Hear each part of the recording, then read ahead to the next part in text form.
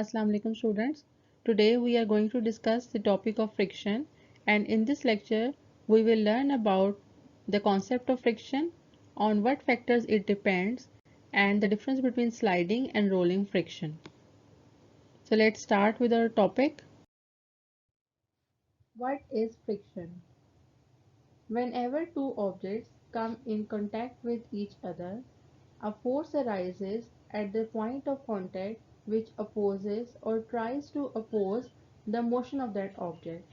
For example, in this example, you can see that a sofa is sliding over the floor, and here is the point of contact, and at this point a force of friction arises between sofa and ground, and it is trying to oppose the movement of the sofa. So we can say that friction occurs whenever two surfaces rub against each other. जब भी दो object एक दूसरे के ऊपर slide करते हैं तो एक अपोजिंग फोर्स जो कि रिस्ट्रिक्ट करती है मूवमेंट को या एटलीस्ट कोशिश करती है उसको रिस्ट्रिक्ट करने की, उसको हम फोर्स ऑफ फ्रिक्शन कहते हैं. The important thing is that the direction of frictional force is always opposite to the direction of applied force. Friction always works in direction opposite from the direction the object is moving or trying to move. जिस direction में object move कर रहा है या हम उसको move करवाने की कोशिश कर रहे हैं, फ्रिक्शन हमेशा उसके ऑपोजिट एक्ट करेगी ताकि वो उसकी मूवमेंट को स्लो करने की कोशिश करे. Friction basically slows down the moving object. As you can see in this picture that we are pushing this object in this direction and friction is acting in the opposite direction. So it is trying to slow down the movement of this object. On what factors does friction depend? Friction basically depends on two factors. Number one, nature of two surfaces in contact. That what type of surfaces are in contact with each other, whether these surfaces are smooth or they have rough texture. And the second factor on which friction depends is the pressing force between them. That how hard or how softly we are pressing the both objects towards each other. For example, rub your palm over different surfaces, table, carpet, marble, surface. Here is a small example कि हमने अपनी palm को rub करके देखना है different surfaces पे. You can rub your palm on table, on carpet or any marble surface. And what will you notice? You will notice that the smoother the surface, easier is for hand to move. जितनी ज़्यादा surface smooth होगी, उतना ही ज़्यादा hand easily move करेगा उस surface के ऊपर.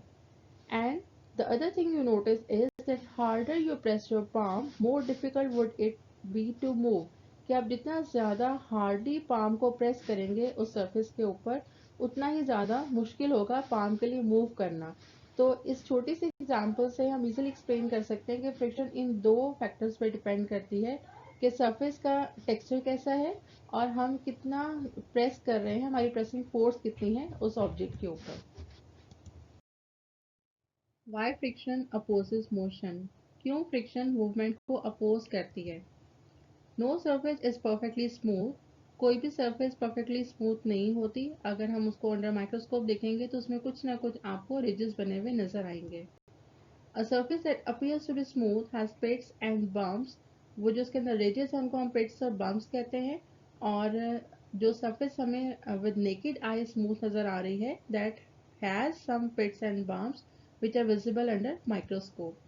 A magnified view of two smooth surfaces shows gaps and contacts between them.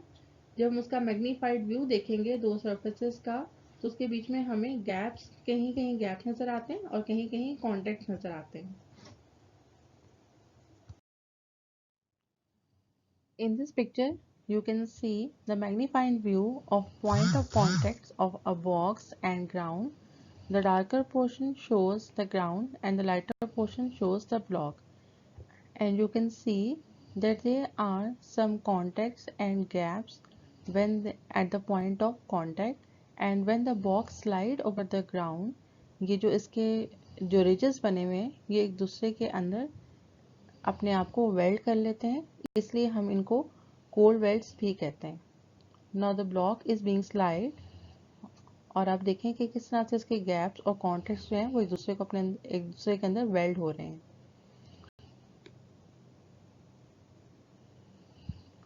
The contact points between two surfaces form a sort of cold welds. These cold welds resist the surfaces from sliding over each other. और यही cold welds responsible होते हैं resistance के लिए, वो resistance जो कोई भी सरफेस ऑफर करती है जब कोई दूसरा ऑब्जेक्ट उसके ऊपर स्लाइड करता है। Add weight over block, pressure force increases, resistance also increases. हमने पढ़ा कि जो फ्रिक्शन की फोर्स है वो डिपेंड करती है प्रेशर के ऊपर। तो अगर आप इसी ब्लॉक के ऊपर एक और ब्लॉक रख दें या वेट बढ़ा देंगे तो प्रेशर फोर्स के बढ़ने की वजह से रेजिस्टेंस भी बढ़ जाएगी और फ्रिक्शन भी बढ़ जाएगी।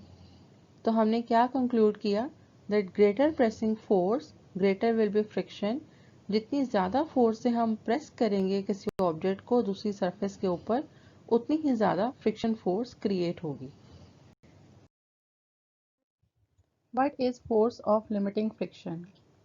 फोर्स ऑफ लिमिटिंग फ्रिक्शन के कॉन्सेप्ट को समझने के लिए इमेजिन अ सिनेरियो कि हमारे पास एक ऑब्जेक्ट है जिसको हम स्लाइड करना चाह रहे हैं एक टेबल के ऊपर।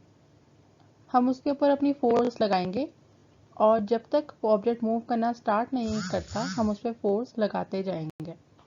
जब हम उस पर फोर्स अप्लाई कर रहे हैं तो हमारे फोर्स अप्लाई करने के साथ साथ ही उसमें कुछ फ्रिक्शन डेवलप हो रही है और इस फ्रिक्शन का मकसद क्या है कि वो उस ऑब्जेक्ट को मूव करने से रोके, हमारी फोर्स के ऑपोजिट एक्ट करे और कोशिश ये करे कि वो ऑब्जेक्ट फर्दर स्लाइड ना करे।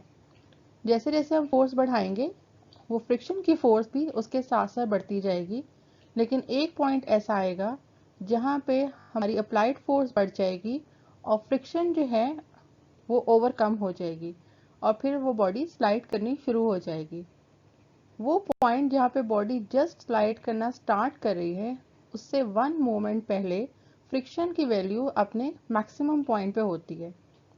वो जो मैक्सिमम वैल्यू है फ्रिक्शन की उसको हम फोर्स ऑफ लिमिटिंग फ्रिक्शन कहते हैं। So now we can define force of limiting friction as the maximum friction force that can be developed at the contact surface when body is just on the point of moving is called limiting force of friction। यानी कि friction force की वो maximum value जो तब develop होती है जब body just on the point of moving होती है उसको हम लिमिटिंग फोर्स ऑफ फ्रिक्शन कहते हैं। और ये डिपेंड किस पे करती है? ये डिपेंड करती है on normal reaction between the two surfaces in contact. But what is the normal reaction?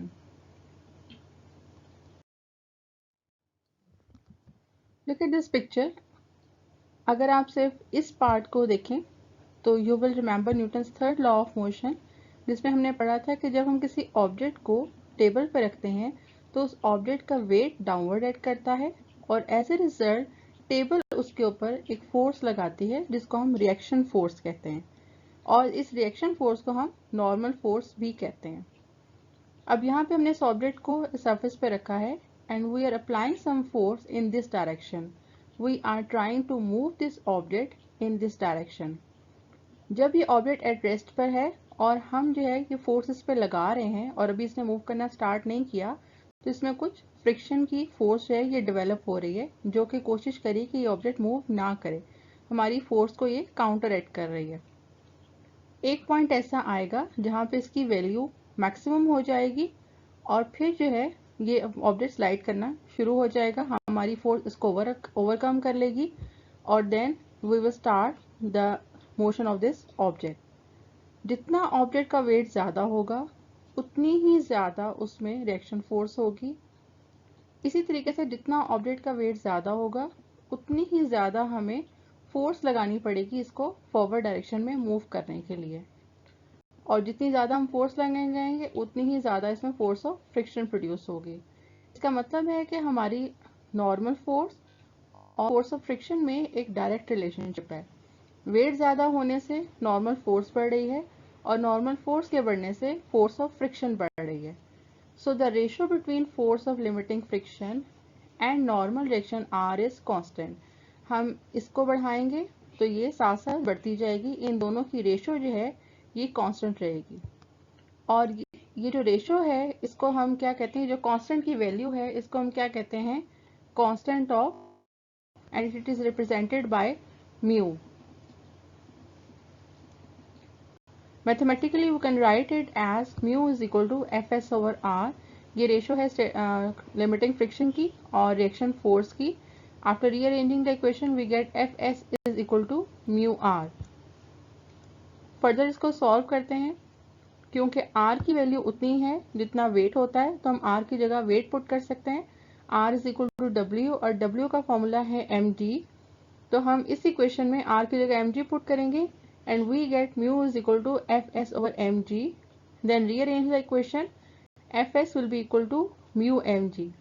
तो अगर हमें किसी भी ऑब्जेक्ट का मास पता हो और हमें कोफिशिएंट ऑफ फ्रिक्शन पता हो, तो हम वहां से वैल्यूज पुट करके लिमिटिंग फ्रिक्शन की वैल्यू फाइंड कर सकते हैं.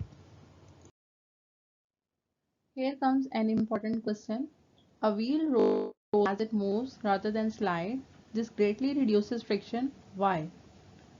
हमें पता है कि व्हील जो है वो रोल करता है स्लाइड करने के बजाय, और उसके रोल करने की वजह से व्हील जो है वो फ्रिक्शन को रिड्यूस कर देता है. Look at this picture. इस पिक्चर में हम कर रहे हैं और व्हील भी इसी डायरेक्शन मूव कर रहा है. When a force is applied to push the axle of wheel, the force of friction between wheel and ground provides reaction force. जब भी हम कोई फोर्स अप्लाई करते हैं तो उसके रिएक्शन में एक फोर्स डेवलप होती है जो कि ऑपोजिट डायरेक्शन में होती है. इस केस में, व्हील के केस में, जो रिएक्शन फोर्स डेवलप होती है वो यहाँ पॉइंट ऑफ कांटेक्ट पे होती है. व्हील और ग्राउंड के दरमियान में जो पॉइंट ऑफ कांटेक्ट है वहां पे जो रिएक्शन फोर्स यहाँ पे डेवलप हो रही है in opposite direction, this is actually the friction force. और यही फोर्स की वजह से जो व्हील है वो उसको पुश मिलता है और ये फॉरवर्ड मूव करता है. The reaction force is opposite to applied force. The wheel rolls without rupturing the core welds. अब व्हील जब मूव करेगा तो उसके और ग्राउंड के बीच में जो आप कोर वेल्ड्स देख रहे हैं तो ये बहुत कम है as compare to a box sliding on the ground. जो बॉक्स होता है वो स्केयर होता है और उसके जो पॉइंट ऑफ कांटेक्ट और कोर वेल्ड्स हैं वो बहुत ज़्यादा होते हैं, इसलिए हमें ज़्यादा फोर्स लगानी पड़ती है उसको फॉरवर्ड मूव करने में. व्हील का यूजुअली पॉइंट ऑफ कांटेक्ट कुछ ही होते हैं, इस वजह से जितने पॉइंट ऑफ कांटेक्ट कम होंगे उतनी ही ज़्यादा हमें कम फोर्स अप्लाई करनी पड़ेगी और ऑब्जेक्ट इजीली रोल ओवर कर जाएगा उस ग्राउंड के ऊपर. That is why rolling friction is extremely small than sliding friction. Friction force is necessary evil. Friction हमारे लिए ज़रूरी भी बहुत ज़्यादा है, ऑल्दो हम फ्रिक्शन को अवॉइड करने के बहुत से तरीके ढूंढते हैं, but it is an important factor of our life और इसको हम अवॉइड नहीं कर सकते. और कहीं कहीं फ्रिक्शन जो है वो हमारे सर्वाइवल के लिए भी बहुत ज़्यादा. In certain cases, friction is really desirable, but in some cases we need to reduce it. कुछ केसेस में फ्रिक्शन बहुत इंपॉर्टेंट है और कुछ केसेस में हमें इसको रिड्यूस करना पड़ता है. अब किन केसेस में ये इंपॉर्टेंट है? Look at the example. It is dangerous to drive a car on wet road because of less friction.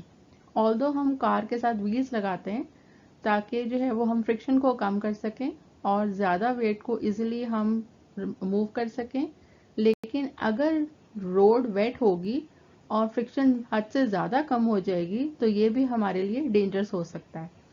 इसलिए हम क्या करते हैं, that is why there is threading on wheels. हम व्हील्स के ऊपर थ्रेडिंग जो है वो खुद से कार्व करते हैं टू प्रोवाइड नेसेसरी फ्रिक्शन, ताकि ये जो थ्रेडिंग है ये रोड को ग्रिप करे और हमारे लिए ड्राइव करना जो है वेट रोड पे भी इजी हो.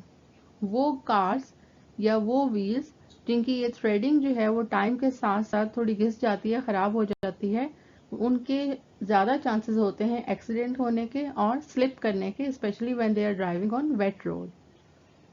Second example is a cyclist applies brakes to stop the bicycle. As soon as brakes are applied, the wheels stop rolling and begins to slide over the road. Sliding friction is much greater than rolling friction and cycle stops quickly. जब cycle को हम break लगाते हैं bicycle को, तो break क्या करती है कि वो जो साइकिल का जो व्हील है जो रोल कर रहा होता है उसकी रोलिंग मूवमेंट को स्टॉप कर देती है। जब वो रोलिंग मूवमेंट को स्टॉप करती है तो जो व्हील है वो स्लाइड करने लगता है रोड के ऊपर, और स्लाइड करने की वजह से फ्रिक्शन इंक्रीज हो जाती है और एकदम से जो साइकिल है वो स्टॉप हो जाती है। Look at the picture of this tire. As you can see some threading on this tire, and this threading is designed to keep the road grip, and if due to time or some any other reason the threading disappears or gets worn out, you have to replace the tire completely. Look at the sole of this shoe here. There are ridges on its sole, and these shoes maintain the road grip much better than those with flat soles. Here you can see the brake system of a car and bicycle. The purpose of brake is to stop the rolling movement of tire and convert it into sliding motion so that the motion of wheel can stop due to friction. A person is riding a bicycle and he is applying brakes on his bicycle. तो आप देखेंगे bicycle पे breaks apply करने से क्या होगा कि जो साइकिल का जो टायर है उसकी जो रोलिंग मूवमेंट है जो वो घूम रहा है वो स्टॉप हो जाएगी, and when the rolling movement of tyre stops the bicycle also stops. So these were the examples जहाँ पे फ्रिक्शन हमें रिक्वायर्ड है हमारी रिक्वायरमेंट को पूरा करने के लिए और हमारी डेली लाइफ एक्टिविटीज़ को कंप्लीट करने के लिए, और फ्रिक्शन के बगैर भी हमारा सर्वाइवल पॉसिबल नहीं है. So this is the end of our lecture. Please do read the topic of friction from your book and learn the important points and definitions as well.